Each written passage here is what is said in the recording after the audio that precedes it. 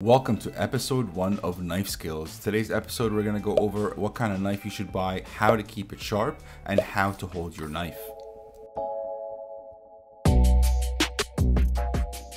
Hello everyone, welcome to my channel. If you are new, my name is Mina, culinary school grad, former professional cook, usually bringing you delicious anabolic recipes. You might have noticed that today is a little bit different. Most if not all my recipes will require you in some way, shape, or form to chop some vegetables. I think this is a great skill for everyone to know, and it's obviously gonna help you not just with my recipes, but with any recipe out there. And if you enjoy cooking, it's gonna make cooking so much more enjoyable. So the first thing today is, what kind of knife should you buy? In my opinion, every home cook should have at least 2 knives, a chef's knife and a paring knife. You can also get a serrated knife for slicing things like bread, but honestly, you can get away with using your chef's knife. For the paring knife, I'm gonna put the link in the description for which one I like to use. I've been using this one for years. I actually have bought a few of them over the years when I lost them. When it comes to chef's knives, as much as I would love to put a link in the description and make money off the commission on sales, it doesn't feel right to do that. To me, knives are very subjective. A good knife for me is not necessarily a good knife for you. So what I'm gonna do instead is I'm gonna give you a list of all the brands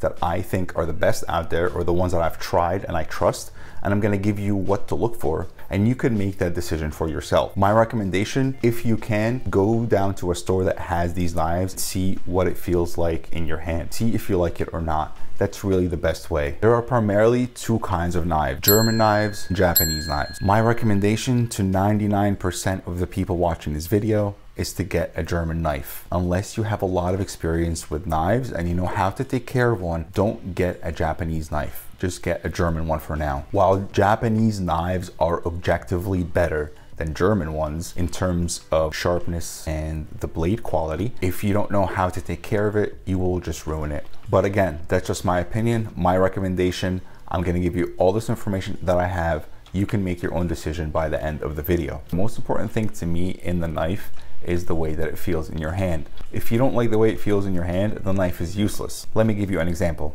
I have this great knife, it's a Victorinox, that is the bigger version of my paring knife.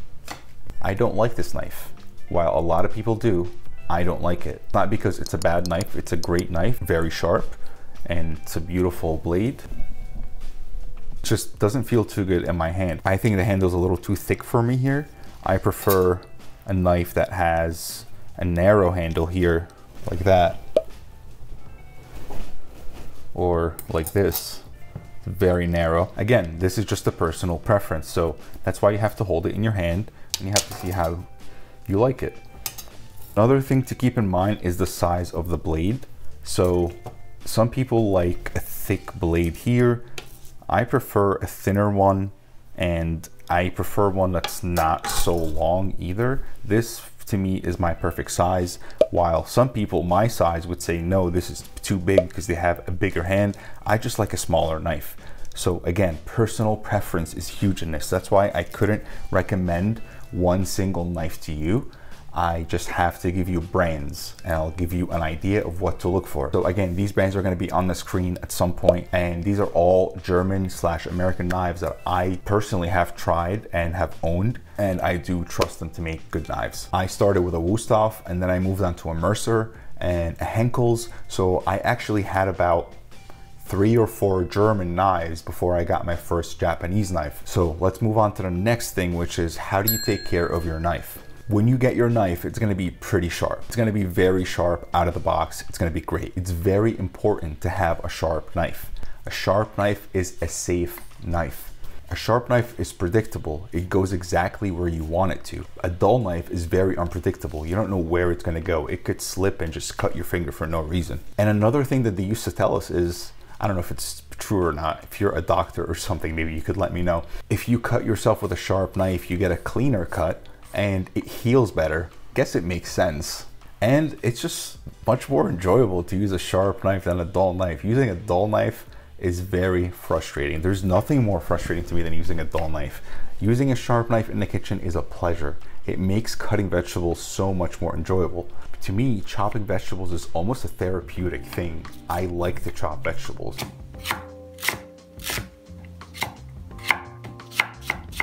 And if you have a nice sharp knife, it makes all the difference. So how do you keep your knife sharp? Contrary to what a lot of people think, this doesn't sharpen your knife. This does not sharpen your knife. This is called a honing steel. Here's what it does. So let's say that this is the blade of the knife. Over time, when you cut a lot of things, the blade's gonna get curves in it, and it's gonna end up looking like this over time. You're not gonna get a clean cut anymore. It's gonna be very jagged and it's not gonna go in smoothly. The honing steel does is it straightens the blade again and it makes it straight so you get nice cuts with it. I also recommend everyone buy one of these.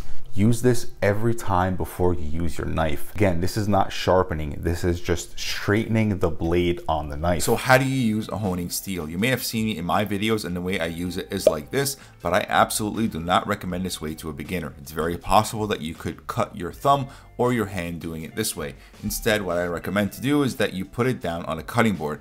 But first, if your cutting board moves around like this, that's very dangerous. You want to get a wet paper towel, put it underneath the cutting board, that'll prevent it from moving.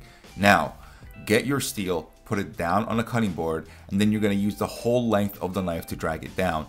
Not too steep of an angle, that'll make the knife more dull. Not too narrow of an angle either, because that won't do anything. So about right there, and then just again use the whole length of the knife and the whole length of the blade. Very slowly drag it down. You want to get a feel for this. This might be new to you, so just take your time. And the last thing you want to remember is do the same strokes on either side of the knife. If you do 2 strokes there, do 2 strokes there. Take your time, do it slowly. And I will put a link in the description for these because this is pretty universal. Just any of these will do. So how do you sharpen your knife? You need a sharpening stone. What this does is it grinds away the metal of the knife and it actually creates a new edge.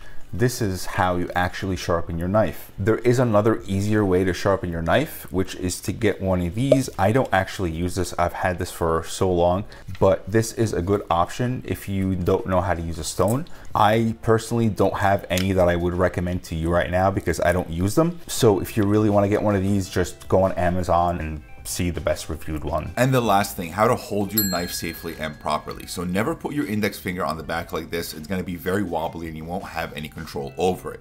The same thing with grabbing the whole handle like this with your fist.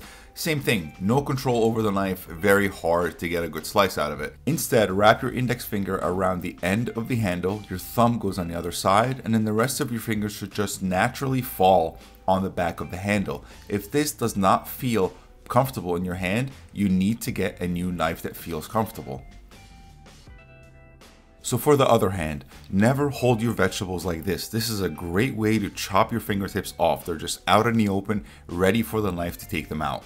Instead, make a claw with your hand like this, keep your pinky and thumb in the back, and tuck in your fingertips like this. And the reason this is safe and it works is because the knife is always against your top knuckle. So your fingertips are always out of the way, and the worst thing that could really happen is that you nick that knuckle, which isn't as bad as chopping off your whole fingertip. If you are wondering, yes, I have cut myself before. Here's a few chunks of my knuckles that are missing when I was new and I was still practicing this. So please be careful when you do this. Just because it's safer, it doesn't mean it's completely safe. You can still absolutely cut yourself. And that's what it looks like after you chop off a chunk of your fingertip right there. So please be careful, use your knife safely. So let's put everything that we learned into practice. Knife up against the knuckle, claw hand, pinky and thumb in the back. And then we're just going to slide the knife from the front to the back, nice and slow. And you really want to get a feel for this because it's going to feel strange at first to have that knife right up against your knuckle. But don't worry, your fingertips are safe. Look how they're tucked away. Everything is out of the way and safe. Making that claw hand may feel weird in the beginning. It may even cramp your hand, but don't worry, it's normal. Just keep practicing if you want to, and you will get better, I promise you. And that's it for the video. Hope you learned something. Hope you enjoyed it. Tag me on Instagram if you make my recipes. As always, subscribe if you're not, because a lot of you guys who watch my channel aren't subscribed. I don't know what you're doing. Hit the subscribe button. And I'll see you guys in the next video. Peace.